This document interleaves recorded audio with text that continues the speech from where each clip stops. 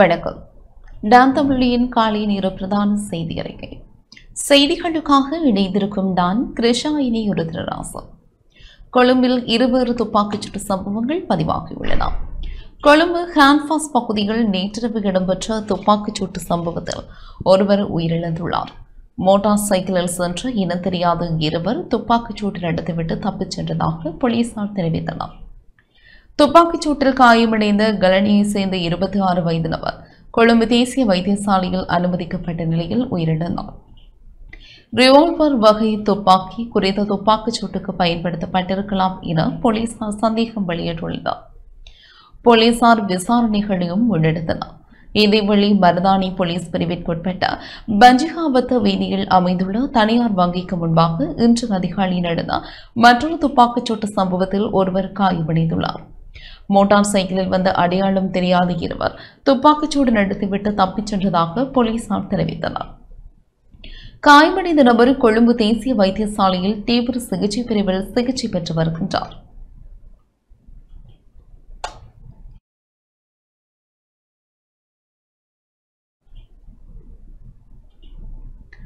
முக்கிய உணவுகளின் விலைகள் குறைக்கப்பட்டுள்ளன. நேற்று நள்ளிரவு முதல் ரைஸ், கொத்து, பிரியாணி, முட்டை, ரொட்டி உள்ளிட்ட முக்கிய உணவுகளின் விலைகள் குறைக்கப்பட்டுள்ளன. அதன்படி குறித்த உணவுகளுக்கான விலை 25 ரூபாயால் குறைக்கப்பட்டுள்ளதாக அகில இலங்கை உணவுக்கு மற்றும் மதுபான சாலை உரிமையாளர்கள் சங்க தலைவர் கர்ஷன ருக்ஷான் தெரிவித்துள்ளார். மேலும் அனைத்து வகையான சிற்றுண்டி உணவுகளின் விலைகளும் 10 ரூபாயால் குறைக்கப்பட்டுள்ளது.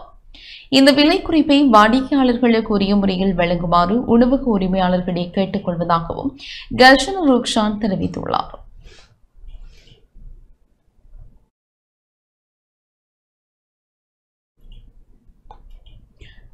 யாழ்ப்பாணம் வடமராட்சி அல்வாய் விளையாட்டு விழா நேற்று இடம்பெற்றது.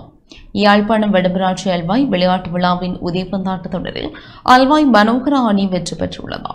அல்வாய் நண்பர்கள் மற்றும் அல்வாய் மனோகரா அணிகளுக்கு இடையிலான இறுதிப் போட்டி நேற்று மாலை சந்தை மயில்கள் விளையாட்டு கழக மைதானத்தில் வடமராட்சி உதைப்பந்தாட்ட லீக் தலைவர் நவநீதமணி தலைமையில் இடம்பெற்றது. முன்னதாக இடம்பெற்ற 3ஆம் இடத்திற்கான போட்டியில் வதரி டைம்ஸ் அணியை 2-1 என்ற கோல் கணக்கில் வீழ்த்தி தேவை ரயாலி ஜங்கன்ஸ் அணி 3ஆம் இடத்தை பெற்றுக் கொண்டது. தொடர்ந்து இடம்பெற்ற இறுதிப் போட்டியில் டான்கிற்கும் 2 என்ற கோல் கணக்கில் அல்வாய் நண்பர்கள் அணி வீழ்த்தி அல்வாய் மனோகரா அணி வெற்றி பெற்றது. இதேவேளை வடமராட்சிக்குட்பட்ட தெரிவு செய்யப்பட்ட 12 கழகங்களுக்கு இடையே லீக் முறையில் இடம்பெற்ற போட்டியில் 17 வயதின் கீழ் 19 வயது கீழ் பிரிவுகளில் அல்வாய் ஜூத் அணியும் 21வது பிரிவில் திருநாவலூர் அணியும் 29வது பிரிவில் மாலை சந்தை மைக்கேல் அணியும் வெற்றி பெற்றன. தொடர்ந்து இடம்பெற்ற 10 ஓவர் கொண்ட துடுப்பாட்ட போட்டியில் அல்வாய் ஜூத் அணி வெற்றி பெற்றது. 35 வயதிற்கு மேற்பட்டோருக்கான பிரிவில் மைக்கேல் அணி வெற்றி பெற்றது. மேலும் கரப்பந்தாட்ட போட்டிகளில் மாலை சந்தை மைக்கேல் அணியும், வலைப்பந்தாட்ட போட்டிகளில் திக்கம் அணியும், கயிறுத்தல் போட்டியில் ஆண்கள் பிரிவில் வதரி டைம்ஸ் அணியும், பெண்கள் பிரிவில் திக்கம் அணியும் வெற்றி பெற்றன. தொடர்ந்தும் வெற்றி பெற்ற அணிகள் வீரர்களுக்கு கேடயங்கள், பரிசில்கள் வழங்கி வைக்கப்பட்டன. இந்த நிகழ்வில் நாடாளுமன்ற உறுப்பினர் சிவஞானம் ஸ்ரீதரன், வடமாகாண விளையாட்டு திணைக்கள பணிப்பாளர் பாலன் முகுந்தன், வடமராட்சி லீக் செயலாளர் பா முகுந்தன், தேசிய உதைப்பந்தாட்ட வீரர் தானா கஜகோபன், வடமராட்சி நடுவர் சங்க தலைவர் மனோராஜ், இலங்கை உதைப்பந்தாட்ட சம்மேளன முன்னாள் உதவி பொது முகாமையாளர் அருளானந்தேதி, அல்வாய் சின்னத்தம்பி வித்யாலய அதிபர் கேனா ஸ்ரீகாந்தராசா, அல்வாய் இந்து வாலிபர் சங்க தலைவர் தானா சிவனேஸ்வரன், கழக வீரர்கள், பிரதேச மக்கள் கலந்து கொண்டனர்.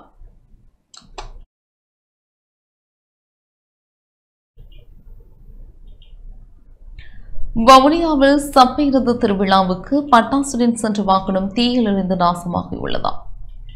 வவுனியா வெள்ளிக்குளம் பிள்ளையார் ஆலய சப்பைரத திருவிழா நேற்று இரவு இடம்பெறுகிற நிலையில் வெடிகொளுத்துவதற்காக கொண்டுவரப்பட்ட பட்டாசுகளை இறக்கிக் கொண்டிருந்த பட்டாரக வாகனம் திடீரென தீப்பிடித்து எரிந்துள்ளது. இதனால் வாகனத்தில் இருந்த பட்டாசுகளும் வெடித்தன. சம்பவம் தொடர்பில் வவுனியா மாநகர சபை தீயணைப்பு பிரிவுக்கு அறிவித்ததை அடுத்து தீயணைப்பு பிரிவினரும் ஆலயத்தில் நின்ற மக்களும் இணைந்து தீயை கட்டுக்குள் கொண்டு வந்தனர். எனினும் பட்டாரக வாகனத்தின் பின்பகுதி முழுமையாக தீயில் இருந்து நாசமாகியுள்ளது. வவுனியா போலீசார் விசாரணைகளை முன்னெடுத்தனர்.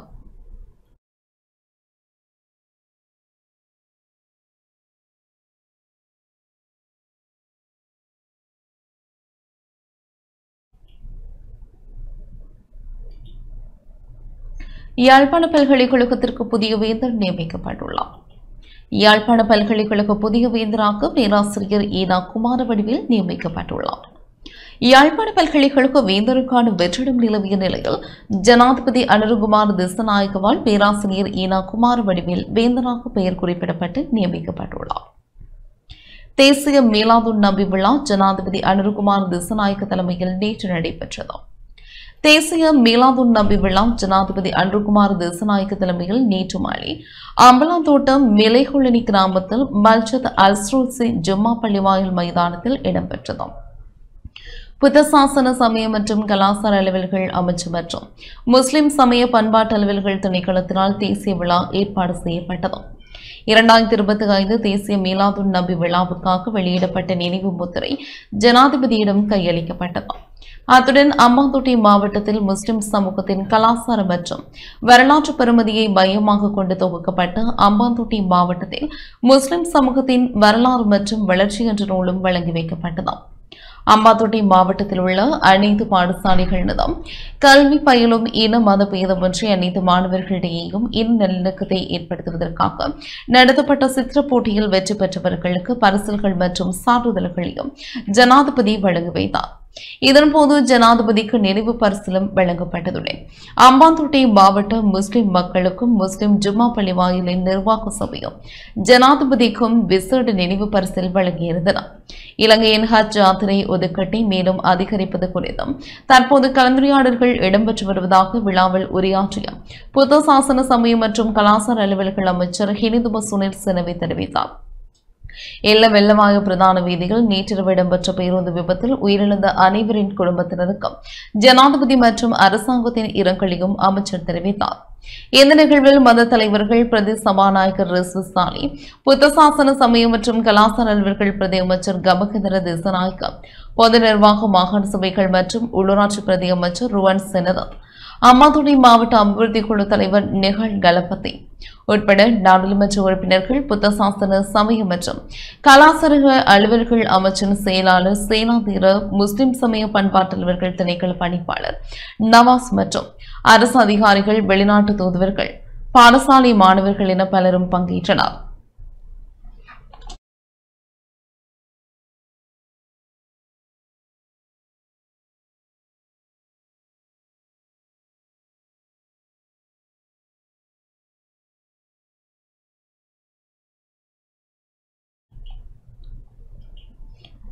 ஹட்டன் கொழும்பு பிரதான வீதியில் குயில்வத்த பகுதியில் இடம்பெற்ற விபத்தில் 2 காயமடைந்துள்ளனர். ஹட்டன் கொழும்பு பிரதான வீதியின் வெட்டவளை போலீஸ் பிரிவிற்குட்பட்ட குயில்வத்த பகுதியில் எரிபொருள் பவுசரும் முச்சக்கர வண்டியும் மோதி விபத்துக்குள்ளானதில் 2 காயமடைந்த நிலையில் வைத்தியசாலையில் அனுமதிக்கப்பட்டுள்ளனர். குயில்வத்த பகுதியிலிருந்து ஹட்டன் நோக்கி சென்ற முச்சக்கர வண்டியும் கொழும்பிலிருந்து கொட்டக்கலை நோக்கி வந்த பவுசரும் மோதுண்டே குறித்த விபத்து இடம்பெற்றுள்ளது. முச்சக்கர வண்டியை பவுசர் முந்தி செல்ல முற்பட்ட போதே இந்த விபத்து இடம்பெற்றுள்ளது. முச்சக்கர வண்டியை செலுத்திய பெண் ஒருவரும் 8 வயதுடைய சிறுவர் ஒருவருமே காயமடைந்த நிலையில் வெட்டவள்ளி வைத்தியசாலையில் அனுமதிக்கப்பட்டுள்ளனர். விபத்து தொடர்பான மேலதிக விசாரணைகளை வட்டவள்ளி போலீசார் மேற்கொண்டு வருகின்றனர்.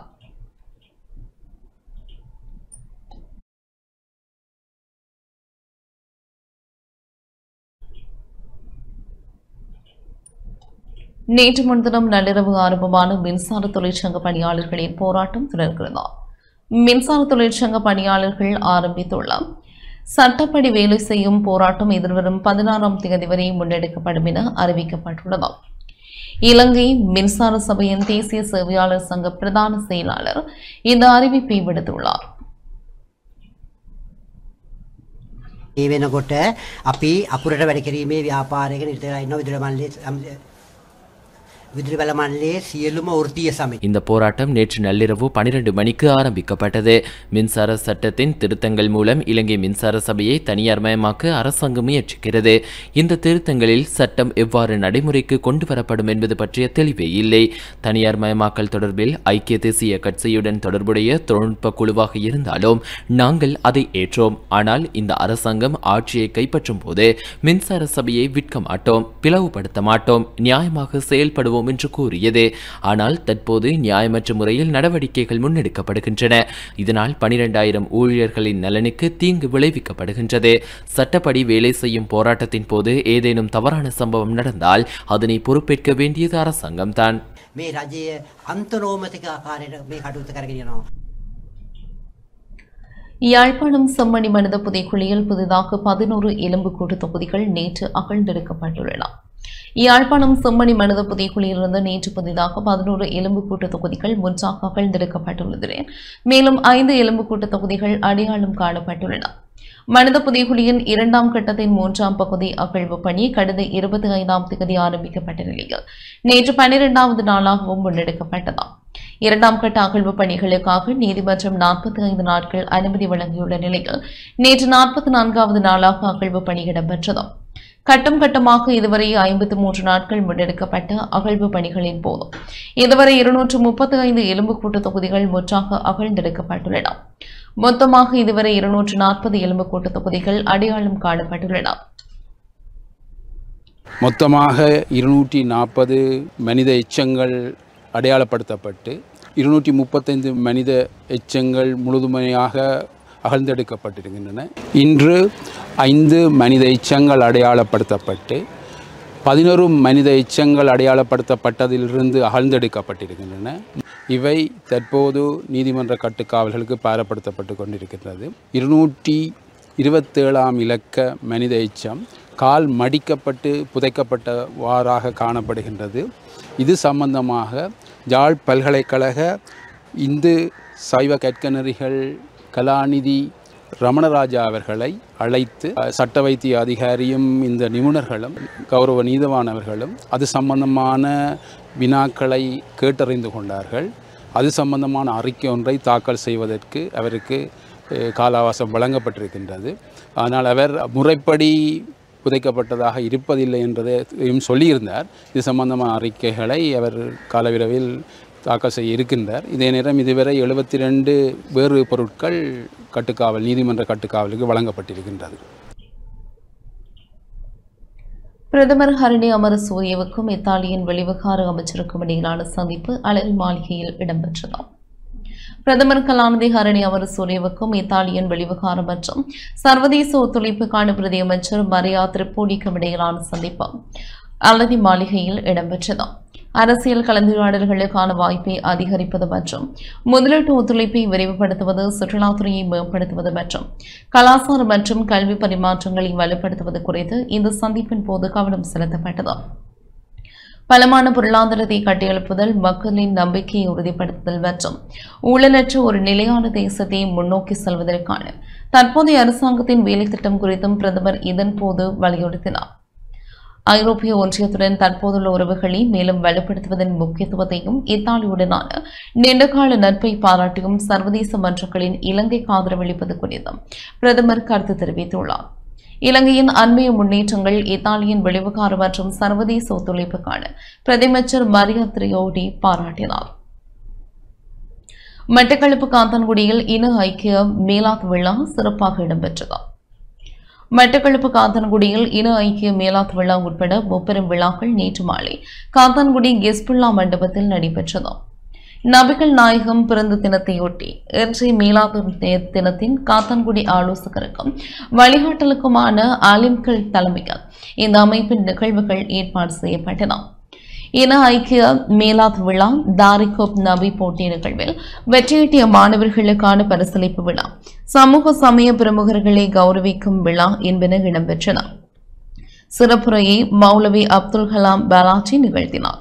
காத்தான்குடி ஆலோசனைக்கும் வழிகாட்டலுக்குமான ஆசிம்கள் அமைப்பின் தலைவர் மௌலவி ஜஹாருன் தலைமையில் நடைபெற்ற விழாவில் சிரேஷ்ட விரிவுரையாளர் அன்சார் பாலிஸ் மௌலானா பிரதம விருந்தினராக கலந்து கொண்டார். உலமாக்கள், வைத்தியர்கள், சட்டத்திறனிகள், சமூக செயற்பாட்டாளர்கள், அதிபர் ஆசிரியர்கள் என பலரும் கலந்து கொண்டனர்.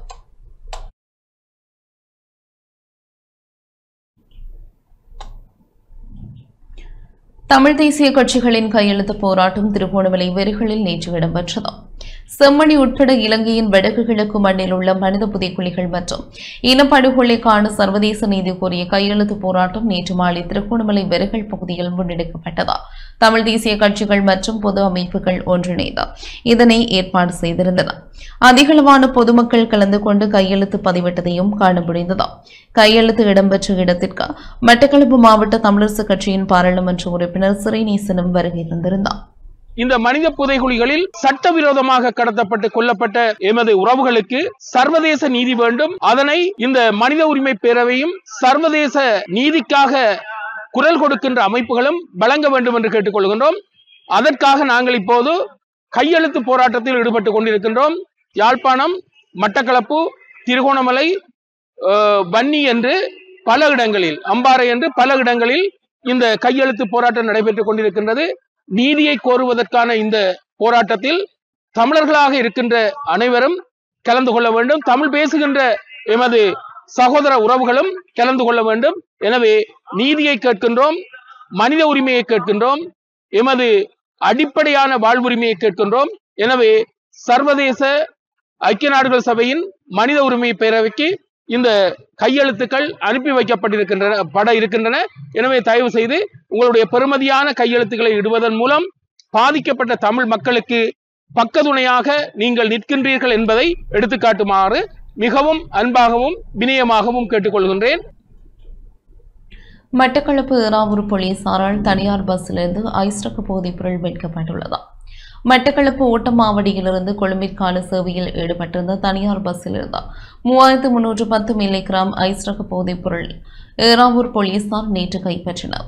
கிளீன் ஸ்ரீலங்கா திட்டத்தின் கீழ் போதைப் பொருட்களை ஒழிப்பதற்கான விசேட நடவடிக்கைகளை ஏறாவூர் போலீசார் முன்னெடுத்துள்ளனர். இதற்கிணங்க பொதுமக்களிடமிருந்து கிடைத்த ரகசிய தகவலை அடுத்து மேற்கொள்ளப்பட்ட விசேட சோதனை நடவடிக்கையின் போது போதைப் பொருட்கள் கைப்பற்றப்பட்டுள்ளன. இந்த பஸ் கொழும்பிலிருந்து பயணிகளை ஏற்றிக்கொண்டு காத்தான்குடி வரை சென்று பயணிகளை இறக்கிவிட்டு மீண்டும் ஓட்டமாவடி பிரதேசத்தை நோக்கி சென்ற போது ஏறாவூர் மணிக்கூட்டு கோபுர சந்தையில் போலீசார் வழிமறித்து சோதனை செய்தனர். இதன்போது பல லட்சம் ரூபாய் பெறுமதியான ஐஸ்ரக போதைப் பொருட்கள் கைப்பற்றப்பட்டுள்ளன. பஸ்ஸின் சாரதி கைது செய்யப்பட்டுள்ளதுடன் பஸ் வண்டி போலீஸ் நிலையத்தில் தடுத்து வைக்கப்பட்டுள்ளது.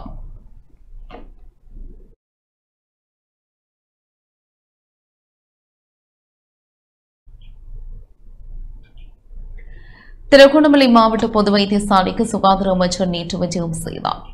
சுகாதார அமைச்சரின் வருகையை முன்னிட்டு திருகோணமலை மாவட்ட பொது வைத்தியசாலையில் நிலவும் குறைபாடுகளை நிவர்த்தி செய்து சிறந்த சேவையினை வழங்க கோரி நேற்று வைத்தியசாலையின் முன்பாக பொதுமக்களினால் கவனஈர்ப்பு நடவடிக்கை ஒன்று முன்னெடுக்கப்பட்டிருந்தது. இதன் பின்னர் கோரிக்கைகள் அடங்கிய மகஜர் ஒன்றும் அமைச்சரிடம் கையளிக்கப்பட்டிருந்தது. வைத்தியசாலையில் சிறந்த சேவையை உறுதிப்படுத்துங்கள். திடீர் மரண விசாரணை அதிகாரி போதாது. எலும்பு முறிவுக்கான தனியான களம் வேண்டும். பிரசவத்திற்காக வரும் தாய்மார்களை தகாத வார்த்தைகளால் பேசாதீர்கள் போன்ற கோரிக்கைகள் அடங்கிய பதாதைகளையும் கவனஈர்ப்பு நடவடிக்கையில் ஈடுபட்டோர் ஏந்தியிருந்தனர்.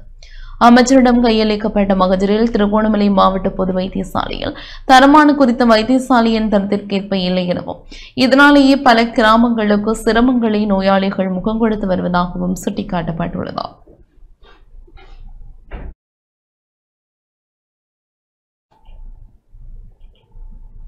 இத்துடன் இந்த செய்தி அறிக்கை நிறைவு பெற்றது. தொடர்ந்து நிகழ்ச்சிகளோடு இணைந்திருங்கள். வணக்கம்.